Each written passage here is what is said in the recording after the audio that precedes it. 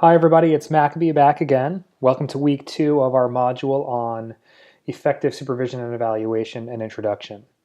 As a reminder, I'm Maccabee Avishur and I'm the Director of School Leadership and Fee for Service at Prisma Center for Jewish Day Schools. Great to be back with you. As we did last week and as we do every time we learn together, let's lay out our objectives for this module. First, we're going to develop a personal plan for classroom visits over the course of the next 6 months or so that comports with best practices in teacher supervision. And that's going to include a review of the 3 most popular frameworks for teacher supervision and evaluation, one of which you may already be using in your school. Then we're going to identify what to look for during classroom visits that will maximize teacher growth and student learning. Then we're going to begin to develop or adapt a template for class visits that allow you to gather data in your school and that outline the criteria on which teachers are going to be observed and evaluated. Then we're going to differentiate between feedback that shuts teachers down and that which helps teachers grow. Then we're going to reflect on how this supervision can impact on teacher evaluation. So that supervision-evaluation connection. So last week we focused on goal setting as a key component of faculty supervision. I want to stress how important I think this is to a successful system of supervision. If there's one upgrade you make to your supervision practice, it should be that one, the goals thing. However, no amount of goal setting is going to be helpful if there's no accountability. Accountability is a huge buzzword, and for a reason. This is where you come in as the supervisor. As we said earlier, we believe that every teacher's success depends on having a growth mindset. As Hillel said in Pirkei Avos, Dila Mosif Yasuf, if one isn't growing, he's diminishing. You are responsible for a teacher's growth. And this can really only be accomplished if you're watching the teacher in action, sharing your observations, and engaging in conversation. And this goes for anyone you supervise, whether that person is a teacher or someone else on your team. So classroom visits, watching the work happen, that's key. The first challenge, of course, of conducting classroom visits is creating time in your calendar. The first thing you must do is create a manageable list of the number of faculty you'll be supervising and how often you'll be visiting each one. Before we do that, we have to discuss what kind of visits you're talking about. Are these short pop-in visits or long full class visits that include a pre-conference and a post-conference? Ultimately, you'll have to decide that for yourself, and we talked about kind of the sweet spot in our last half of this module. And you might choose to follow one model or the other, or some combination of multiple models. Your reading during this half of the module, in the research section, so to speak, will help you further develop your personal stance on this issue. So to help illustrate the importance of frequent class visits, I want to share with you some graphics developed by Kim Marshall. On average, there are about 180 days in a school year, and actually fewer in most Jewish day schools that I've worked with, about 160 or so. The average teacher teaches about 5 classes per day, so that equals about 900 classes. In your school, you probably have a few master teachers. Those are solid teachers, and then you have a few good teachers who make up the majority of your faculty, a few mediocre teachers who could be better, and even a handful of teachers whose performance is regularly below par, and they're on staff for multiple reasons. What's obvious but bears discussion is that no teacher is consistently great every single day in every single class, or terrible every single day in every single class. Master teachers have some less masterful days, and unsatisfactory teachers have good days. For example, a master teacher's year might look like this. Most classes are masterful, where they get the blue 4s, with a fair number of solid classes and even some mediocre and unsatisfactory classes. Who knows what's going on in that person's life on that given day? A solid teacher's year will be mostly solid, with a fair number of classes where she shows what she's really capable of, and about an equal number of classes that aren't quite up to her potential. The mediocre teacher's year is similar. Mostly mediocre with scattered moments of brilliance and some really unsatisfactory classes. What becomes clear is that if you were to plan 2 visits a year to any of these teachers' classes, you would likely see 2 master level classes. Each of the teachers is capable of master level, at least as a one-off. And with the right incentive, your biannual observation, that teacher will probably perform at that level or close to it. What's obvious is that 2 visits a year will not be enough to give you a picture of what the teacher's class is really like, and more importantly for our purposes, to provide the type of support that teacher deserves in order to grow. Rather, it's frequent visits followed by feedback and conversation that will lead to growth. More frequent visits, even those that aren't planned and announced, will give you a much better picture of what it's like to learn in that class on a regular basis, and it will help you more effectively help that teacher achieve her goals. It's important to keep in mind the purpose of a classroom visit. The purpose of a classroom visit in the supervision and growth model is to provide feedback to the teacher that will lead to growth so that the teacher will be able to achieve his goals. If the disposition of the visitor is this, feedback leading to growth, leading to achievement of goals, then it changes the complexion of the data provided. First, it's guided by the expressed goals and objectives of the teacher. Second, it's not done with an evaluative lens. A question that arises is, how do I then do evaluation if my class visits aren't evaluative? So this is a subject requiring more time and depth than we have room to explore in this short module. But in short, evaluation is based on student growth, which is learning, and teacher growth. If your students are achieving clear learning goals, and by here I don't mean testing like in the state testing models, right? But clear learning objectives that your school has defined, which may include as one measure some state testing, and your teachers are achieving the growth goals they've set for themselves and you've worked with them to set, your evaluation will be relatively easy. While you're conducting classroom observations, it's totally appropriate to jot down data that catches your attention that you think relates to teacher performance. But that should be saved in a different place and not included in the supervision for growth data. If something is urgent, like something came up in the class that really can't wait for another time, it needs to be dealt with immediately, of course. But these types of situations are fewer and further between than the real meat of your work. Different types of class observations. So when we consider scheduling your classroom observations, it's important to understand different models of visits and the benefits and drawbacks of each. Essentially, there are 3 basic models. The very short pop-in visit, which lasts 3 to 5 minutes, the mid-length observation, which lasts between 10 to 20 minutes, and the full class observation, which lasts anywhere from 30 minutes to an entire period. So the pop-in visit is sometimes also referred to as the Downey walkthrough. It was in vogue recently. Its main focus can really only be on student safety and what we loosely refer to as engagement, although don't get me started on engagement. If you want to have a lovely conversation over lunch one day, we can talk about engagement. Again, this visit is about 3 to 5 minutes, and engagement can be addressed as the question here, do the students appear to be engaged in the educational exercise the teacher is leading them through? There's not much time to do anything else in this kind of visit. The mid-range visit allows the supervisor to sit in the room for 10 to 20 minutes, gather data about what the teacher and students are doing and saying, and get a sense for the learning that's going on. For most school leaders, these are the most effective types of observations. They're substantive enough to allow the supervisor or observer to share useful feedback with the teacher, and are short enough that the supervisor can do them with regularity and visit a lot of classes. The full class visit, which need not actually be an entire class, but should be most of it, is the most robust type of observation. It allows the supervisor to really feel like a student in the room, to be absorbed in the lesson. It is usually preceded by a pre-conference, which can be another 15 or 20 minutes, followed by a post-conference, which is another 20 to 30 minutes with the teacher. It provides mountains of data to the supervisor and the teacher.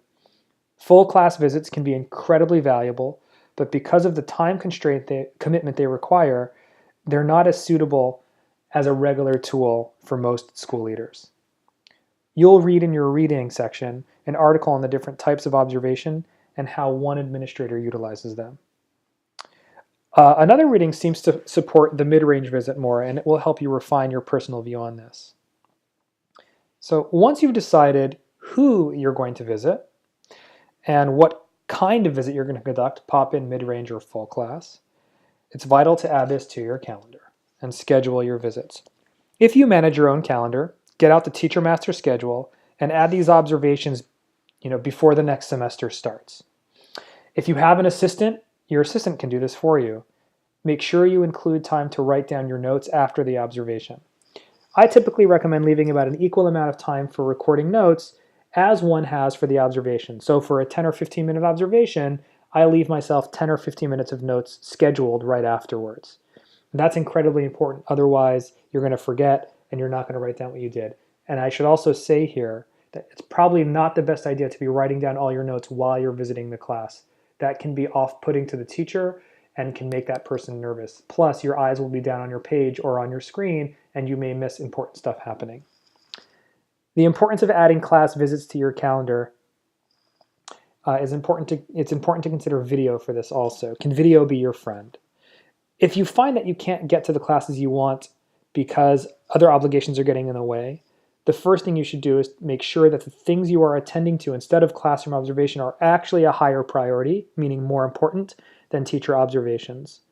We all recognize that sometimes things come up that are urgent, but probably less important. If someone else can deal with those things, great. If not, that's okay on occasion. We get it. It's real life in a school. If you're able to make about 80% of your scheduled observations, that's good. Just make sure that no single teacher is the one who keeps losing out on her chance to be observed. Try to schedule your observations in a way that matches with your movement patterns. If you're already walking to the second floor of your building for a meeting at 12:30, for example, schedule a noon observation of a teacher on that same floor. That way you're more likely to do them.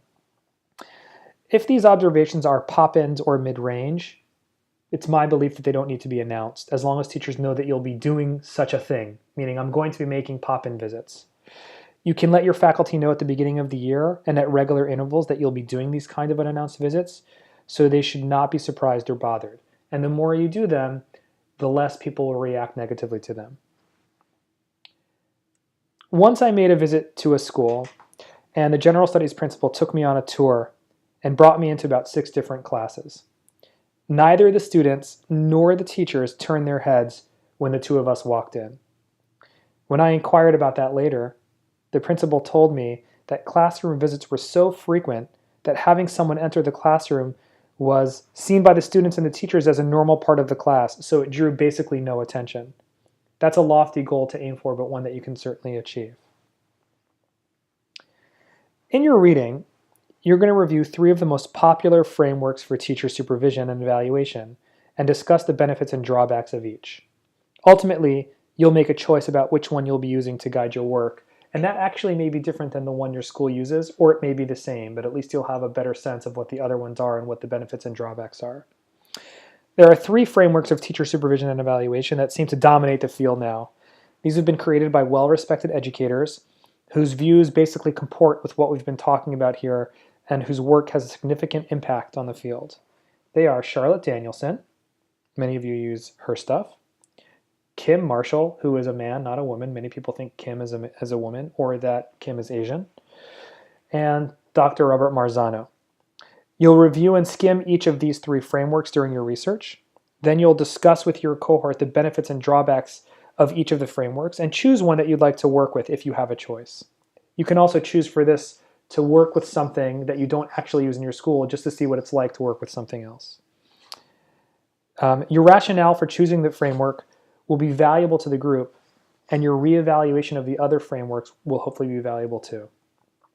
We know that in a typical school there are probably as many definitions of effective practice as there are professionals in the building, and without a shared vision of effective teaching and effective practice, communication between teachers and administrators and among teachers is likely to be unproductive.